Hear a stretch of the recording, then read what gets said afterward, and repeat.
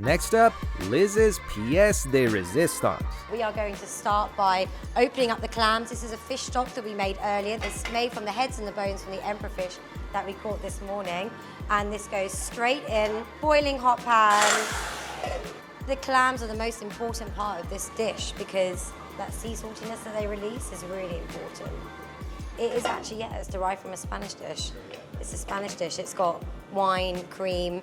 These aren't such traditional ingredients for here in Sri Lanka, but the idea of this restaurant is that we are creating something a bit different. The fact is that our seafood here is so fresh and so beautiful, you can cook it any style, to be honest. So as soon as these open, we're gonna pop them out and just leave them to one side. We don't want to overcook them. So we're gonna go straight in now with some wine, garlic butter, plain butter, and a generous amount of pepper. And then we're going to put everything in separately. The longest is going to be the prawns, and then the fish, and then the squid. The squid just needs to be flashed in. This is a baby squid that we've got here. Going in this way ensures that everything is cooked perfectly at the correct time. And we're going to go in with some double cream. Very nice. And then last, we're going to go back in with the clams that we took out earlier. A nice big hunk of parsley. And then we're ready to plate. How about that?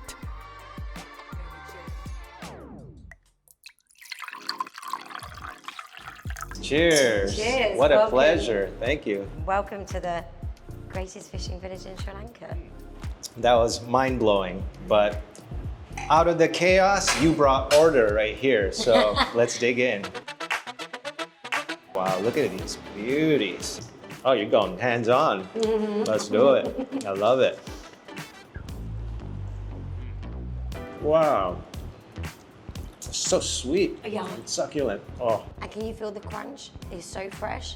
It's not dry at all. wow. You just get whispers of that garlic, but really I think the star here is just how good this ingredient is, the sea prawns. Ooh. We're not trying to be anything that we're not here. For us, all about championing the great produce that we have here in Sri Lanka. Produce that we have cooked very simply. We buy the best. We spend a good amount of money and a lot of time sourcing great ingredients. Bring it all into one place and onto people's plates. And I think that's really what matters. Just let the ingredients speak for itself. I'm gonna go for the clam. You know, until I came here, I'd never seen clams as big as they were coming. These are quite big and plump. And of course, butter, white wine, seafood stock that's made with all the care and love, fresh ingredients. Truly seafood heaven. Good Lord. Cream pot, look at that. Let's just dip. That bread just soaks in all the goodness.